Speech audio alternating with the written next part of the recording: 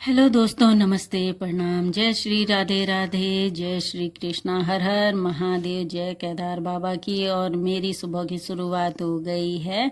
तैयार होके मैं खड़ी हो गई थी बस सड़क पे और कर रही थी मैजिक का वेट। और नहाने के बाद, एकदम से आने के बाद भी मुझे इतना पसीना आ रखा था कि क्या ही बता दें। मतलब इतनी भयानक गर्मी हो रही थी। और आज है दिन शनिवार, तो मैं जा रही हूँ मंदिर, क्योंकि बहुत दिन से कहीं जाना नहीं हुआ था, तो इसलिए मंदिर जाने की तैयारी हो रही थी। और आवाज़ रिकॉर्ड की वो भी अच्छी नहीं आई, तो इसलिए वॉइस क्लिप ऊपर से वॉइस ऐड करनी पड़ रही है। तो ये पहुंच गई हूँ मैं टपकेश्वर महादेव मंदिर। तो हर हर महादेव। सावन का महीना हो और शिव दर्शन ना किए जाएं तो ऐसे तो कोई बात ही नहीं। तो यहाँ पे शुरुआत हो जाती है प्रसाद खरीदने से। तो प्रसाद में मिलता है गेंदे का फूल, गुड़हल का फूल, चमेली का फूल, एक चुनरी, उसमें भांग के पत्ते और बेलपत्र के पत्ते, ये सब डले हुए थे। और जो मैंने यहाँ पे से पास में से खरीदा। तो पहुंच जाते हैं हर हर महादेव जी के दर्शन करने। तो यहाँ पे सामने पे लगी हुई है शिव मूर्त, और यहाँ पे बगल में बह रही है पवित्र नदी। और इस नदी में आज इतना गंदा पानी आ रहा था, मट्टी मट्टी वाला, तो इससे लगता है कि ऊपर कितनी ही बारिश हुई होगी। तो ऐसे ही चलते चलते चलते, भीड़ तो ज़्यादा नहीं थी, पर जब वहाँ पे गई तो उसके बाद भीड़ बढ़ने लगी थी। शनिवार का दिन था, मुझे लगा कोई ज़्यादा आने वाले नहीं होंगे, पर फिर भी ही आ ही रहे थे। तो ये फिर से पहुँच गए हम द्रोणाचार्य की नगरी, पांडवों की, जहाँ शिक्षा दीक्षा भी थी वहाँ पे। तो इसका इतिहास कब से है ये तो हम नहीं जानते। मनुष्य तो यहाँ पे 100 वर्ष आते हैं और चले जाते हैं, लेकिन ये गुफा में जलधाराएं कई सालों से टप टप टपकती ही रहती हैं। और पहले शिवलिंग के ऊपर दूध की धारा गिरती थी, तो कलयुग में आकर वह जलधारा में परिवर्तित हो गई। तो इस तरह का इतिहास रहा है। ये पूरा गुफा के अंदर अंदर बना हुआ है। तो द्रोणाचार्य जी यहाँ पे तपस्या किया करते थे, साथ ही पांडवों को शिक्षा दीक्षा भी दिया करते थे, और अपने बेटे अश्वत्थामा का पालन पोषण भी यहीं पे करते थे। तो बाद में उन्हें श्राप लग गया था, और जो श्राप नहीं, द्रौपदी जी द्वारा दिया गया था, क्योंकि उनके अबोध बालकों का वध किया था, तो वो श्रापित हो गए थे। और यहाँ पे देखो अंदर जाके कुछ इस तरह से। तो इस गुफा में रहा करते थे यहाँ पे। और यहाँ पे पूरा जंगल क्षेत्र हुआ करता होगा कभी। तो यहाँ पे ये ऊपर पर्वत से टपकती हुई जलधाराएं, जो कई सदियों साल से 24 घंटे दिन में 12 महीने जो कि टपकती रहती हैं, शिव भगवान को स्नान कराती रहती हैं। तो सावन में इसका महत्व तो और ही बढ़ जाता है, क्योंकि शिव को जल अर्पित करना शुभ माना जाता है, और जल अर्पित भी किया जाता। तो सावन महीने तक उन्हीं का ही होता है। और तो यहाँ पे जल टपकता ही रहता है। यहाँ पे आरती भी हो रही थी। लोग कोई फूल मालाएं चढ़ा रहे थे, कोई गाय के मुख से दूध और जल से अभिषेक करा रहा था, कोई आरती कर रहा था, कोई पंडित जी द्वारा पूजा करा रहे थे। तो ये देखो यहाँ पे ये 3 शिवलिंग हैं, और यहाँ पे भी फूल मालाएं चढ़ाई हुई हैं, और लोग खूब अच्छा रखे थे। ये देखो ऊपर से जलधाराएं टपकती हुई, शिवजी भगवान का जल अभिषेक करती हुई। तो यहाँ से पीछे के दरवाजे से पूरे मंदिर में घूमने के बाद, दर्शन करने के बाद निकल जाती हूँ मैं पीछे की तरफ। तो वहाँ देखा तो नदी इतनी अच्छी लग रही थी। फिर नदी पे गए, थोड़ी देर वहाँ पे खड़ी रही, देखते रहे नदी को।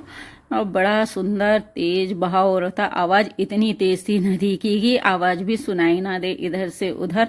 तो इतनी तेज नदी आ रही थी, पानी पूरा मट्टी मट्टी वाला आ रखा था। तो बस इस तरह से मेरा टाइम जा ही रहा था। मैं सुबह चली गई थी 10 साढ़े 10 ना 10 बजे के लिए पहुंच गए थे मानुषिद मंदिर। तो उसके बाद जब वापस आए तो काफ़ी देर बाद वहीं बैठे रहे नदी के किनारे। तो पहले से ऊपर से ही नदी को देखते रहे, और खूब लोग वहाँ पे, बच्चे वगैरह भी नदी में तो नहा ही रहे थे, जिनको खूब हिम्मत होगी पानी में जाने की।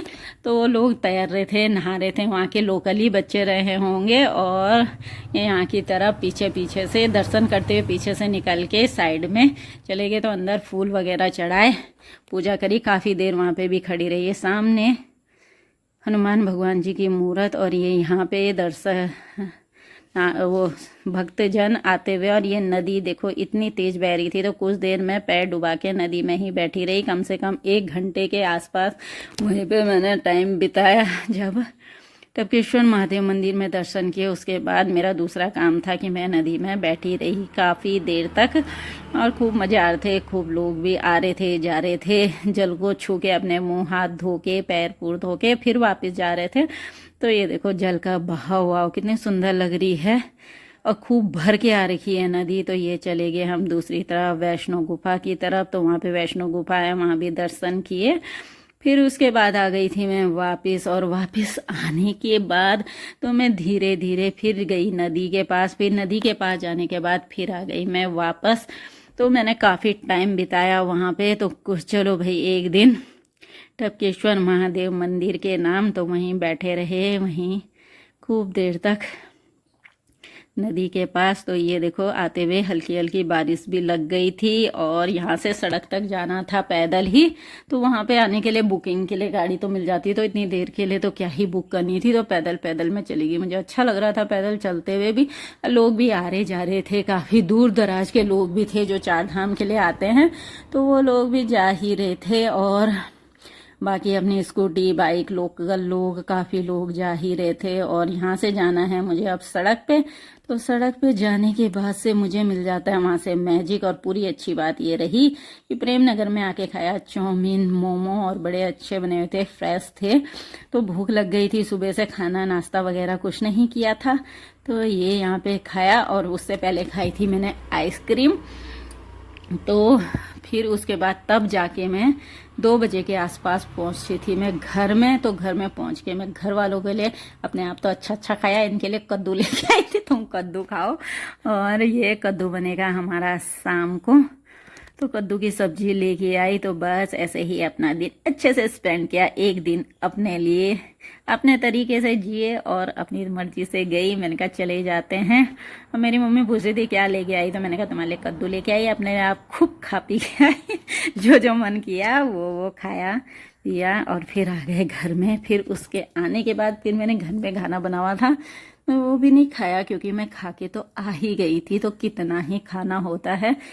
तो अब ब्लॉग को करते हैं एंड, और ये कद्दू की सब्जी रात के लिए। Tata bye.